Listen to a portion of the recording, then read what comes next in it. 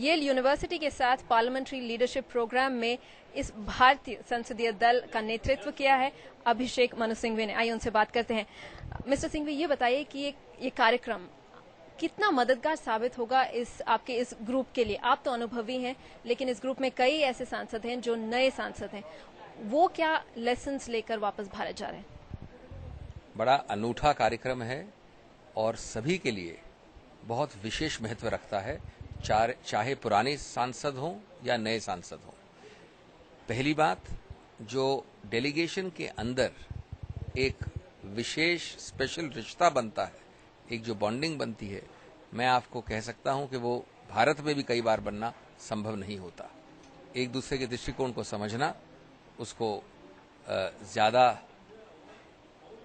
एक समर्थन के रूप में देखना और भारत के लिए किस प्रकार से भारत के हित की बात हो सके, काम हो सके, राजनीतिक बाउंड्रीज को छोड़कर, वो एक बहुत विशेष उपलब्धि होती है ऐसे कार्यक्रम की। साथ साथ जो हमने विषय विचार विमर्श किए वो इतने विविध हैं और इतने व्यापक हैं कि मैं समझता हूं कि उससे पूरा एक मस्तिष्क का, पूरा सोच बदलने का उसमें पूरी संभावना रहती है। और अंतिम, जो लोग जिनके साथ हमने इंटरेक्ट किया, विशेष रूप से येल विश्वविद्यालय में, जो विश्व का एक सुविख्यात विश्वविद्यालय है, मैं समझता हूं वहां के जो इस हर विषय में विश्वविख्यात विशेषज्ञ थे, उनके साथ हमारे विचार विमर्श हुए और हर एक व्यक्ति का सोच बदलने का पूरा एक इसमें प्रभाव रहा है। आप अमेरिकी नेताओं से मिले, कांग्रेस के लीडर से मिले हैं, आप सरकारी अधिकारियों से मिले हैं। भारत अमेरिका संबंध हो और इस सिलसिले में अमेरिका का क्या भूमिका हो सकती है? भारत और पाकिस्तान के बीच जो ये बातचीत फिर से शुरू हुई है, उस सिलसिले में क्या बातचीत हुई? इस प्रोग्राम में एक है ज्यादा कंसेप्चुअल और एक एकेडमिक विषयों पे डिस्कशन जो विचार विमर्श येल में होता है, और दूसरा है नीति और उस नीति को कार्यान्वित करने की प्रक्रिया जो डीसी में होती है। डीसी वाले प्रोग्राम में हम विविध सरकारी कर्मचारियों से मिले और सेनेटर से भी मिले, कांग्रेसमैन से भी मिले। हमने पुरजोर तरीके से, स्पष्ट तरीके से और बड़े प्रभावशाली और सीधे तौर पे भारत के कई कंसर्न्स को उनके सामने रखा।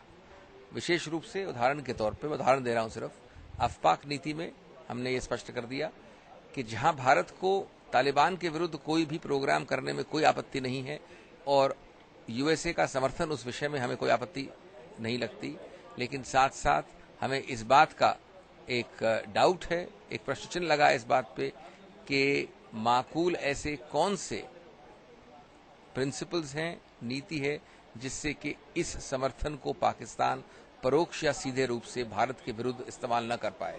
इसके सेफगार्ड्स कहां हैं, ये हमने बड़े स्पष्ट रूप से यूएसए के सभी लोगों को बोला। इसी प्रकार से हमने बड़े स्पष्ट रूप से उनको जो कृषि के विषय में सब्सिडीज हैं WTO नेगोशिएशन में, उसके बारे में बोला, भारत के स्टैंड को उजागर किया। इसी प्रकार से जो क्लाइमेट चेंज में जिस प्रकार से यूएसए अपने कार्बन एमिशंस को कम नहीं कर पाया है, उस विषय को हमने बड़े पुरजोर रूप से रखा।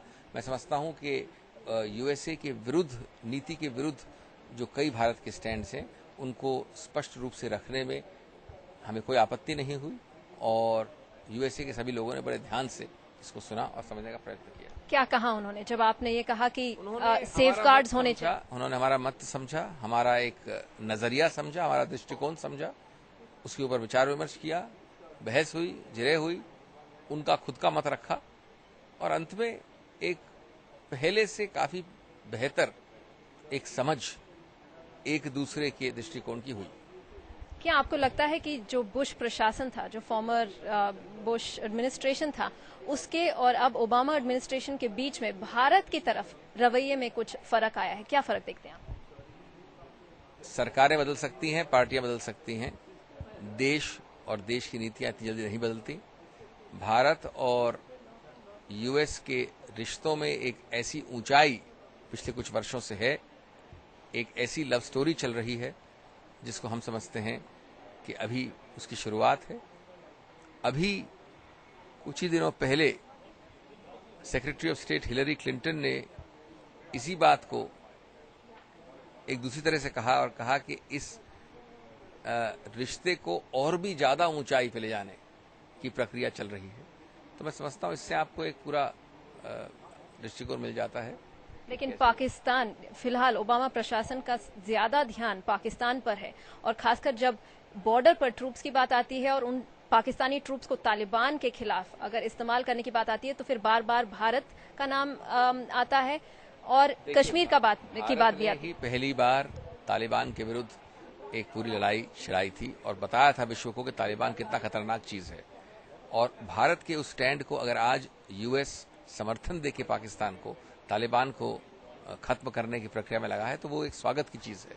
लेकिन साथ साथ भारत ने और हमारे डेलीगेशन ने विशेष रूप से कम 4 मीटिंग्स में सेनेटर्स के साथ और सरकारी कर्मचारियों के साथ ये बड़ा स्पष्ट कर दिया कि परोक्ष या सीधे रूप से किसी रूप से भी अगर इसका एड का समर्थन का एक पैसा भी भारत के हित के विरुद्ध इस्तेमाल होता है तो उसके लिए जवाबदेही यूएसए की होगी और सेफगार्ड्स यूएसए को बनाने चाहिए।